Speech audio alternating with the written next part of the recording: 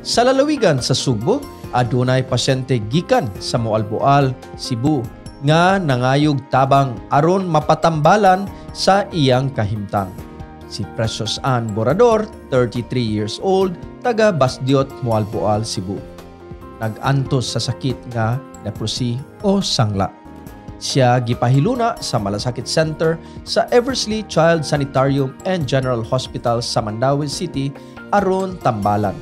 Gitabangan ni siya sa opisina sa Office of the Presidential Assistant for the Visayas tungod sa request ni Senator Kuya Bongo nga maasikaso dayon ania ang pamahayag ni Precious Ann. Ako po si Precious Ann Borador na ngayon ay nakatira sa Barangay Basdiot, Moalboal, Cebu. Meron po akong leprosy na kinakailangan ng atensyong medikal.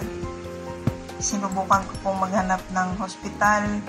Natatanggap po sa aking sitwasyon. Pero ako po ay bigo.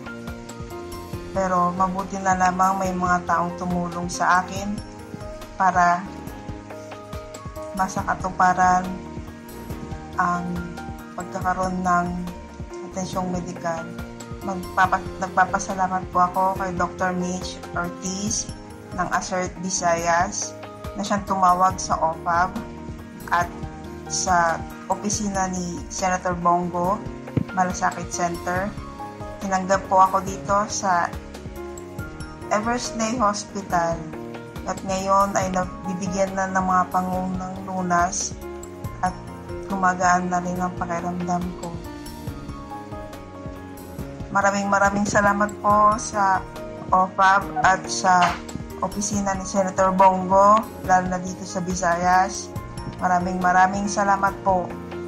God bless po sa inyong lahat.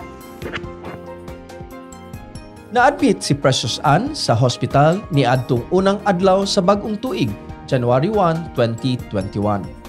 Ato unyang sundan ang mga development sa kaso ni Precious Ann ug ang suporta sa Malasakit Center alang kaniya.